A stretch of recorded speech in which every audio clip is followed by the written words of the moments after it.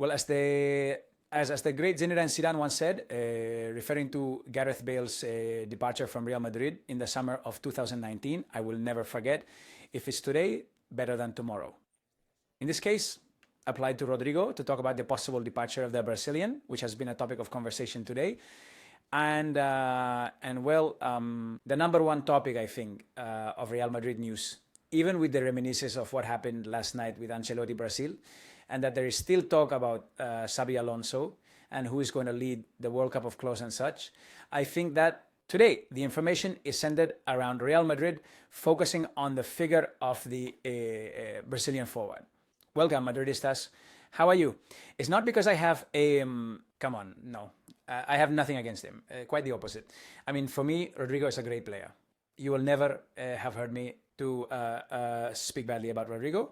In fact, I always highlight and emphasize and bring to the forefront the very good moments that he has given us, and, well, unforgettable memories, like the goal that tied the match in that knockout round against City in the 14th, etc., and his role as a game changer.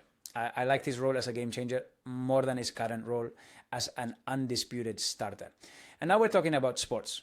But the way things have developed, and due to precedents, and this last year where there has been a lot of noise around him, generated in large part many occasions because of him and his surroundings, well, I think the best guy is indeed for Zidane's phrase to come true. That in the end, in that summer of 19, Gareth Bale didn't leave. He should have left during that preseason. I think Zidane even said it in a press conference during the preseason. In the end, what he had with China got frustrated. I think it was going to be with China. But Gareth Bale was this close to leaving. Let's see if indeed this summer with Rodrygo, if everything turns around now, the same thing will happen to him as to Gareth Bale back then, or he will indeed leave. I think he's going to leave because there has been a lot of noise for a long time. We must remember that just a year ago, it's going to be a year now, during the decisive week of the Champions League, when Real Madrid was going to play the final against the Dortmund. He goes out saying, speculating about his future, not making things clear. And that was a detail that did not please the club, that the fans did not like, and honestly, that is not done. And this morning, we have had, there has been a lot of talk about that salary raise that Rodrygo would be asking Real Madrid for. And we all think, what timing, right? I mean, it's the moment to ask for a salary raise.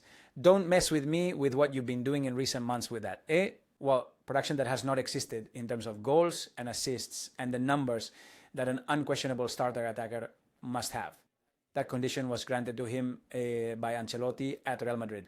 So it's not the time to ask for this. And of course, if you think about it, you understand that maybe he's doing it to force an exit, right? And then it's not just, as in the afternoon, there was this. Here's the information. Rodrygo considers leaving Real Madrid. Felipe del Campo says it on Radio Marca. I mean, it's not just about what happened a year ago. The thing about speculating a little and not making things clear regarding his future, even saying indirectly that, well, it would be good to think about other destinations.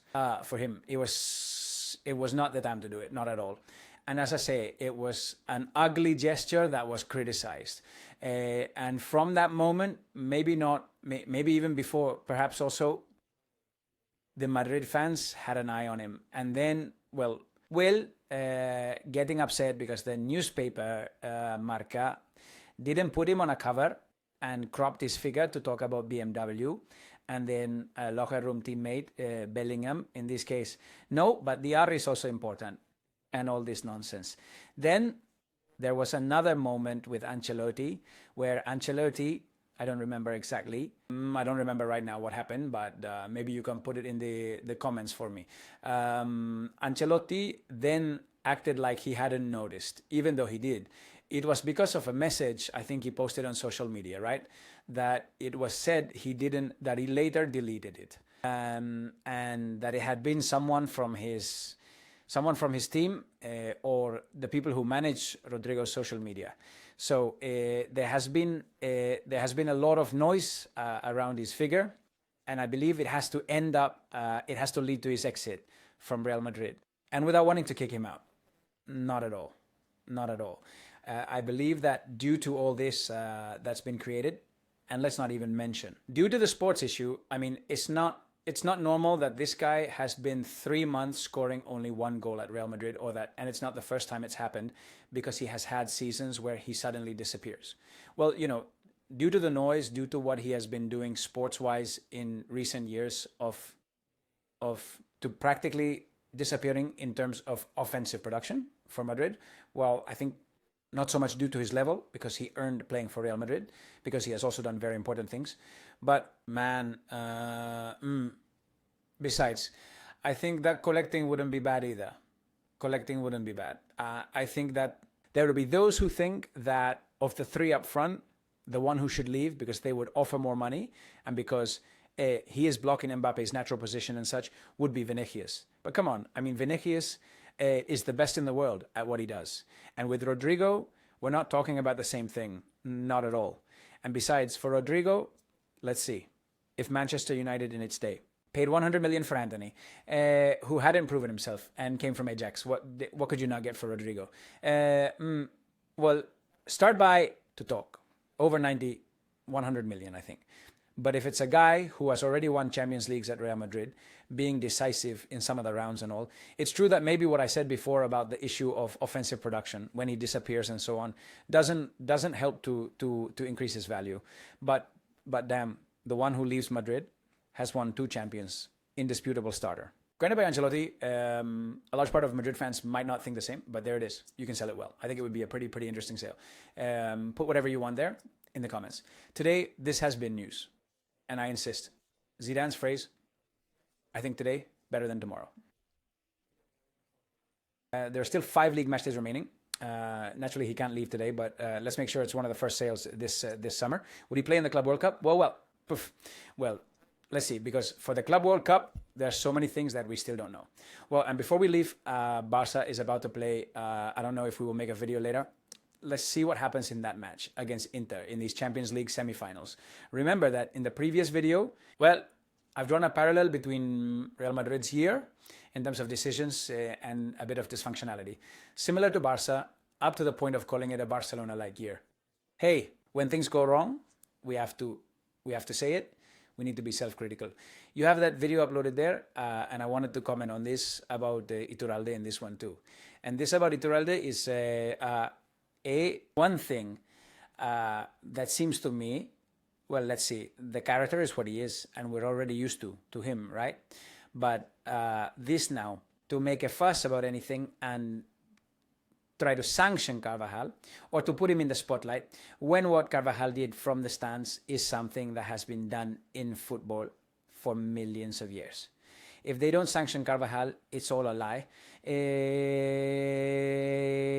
Because there are some images of the Real Madrid player, currently injured, who the other day in the stands at the final of La Cartuja in Seville was calling De Burgos Bengoechea. What a shame. You're a son of a such, you're a son of a such. Well, then Iturralde says this, that if they don't sanction Carvajal, it's all a lie. And he goes on to add here, another thing that bothers me about the whole issue of sanctions is the matter of the Permanent Sanctions Committee. They want to sanction verbal assaults against referees, but I wonder, will they sanction the spectator Carvajal, who called the referee son of such? If they do not sanction him, then they should remove the paragraph where they defend the referees. If there is no sanction, this committee is a lie.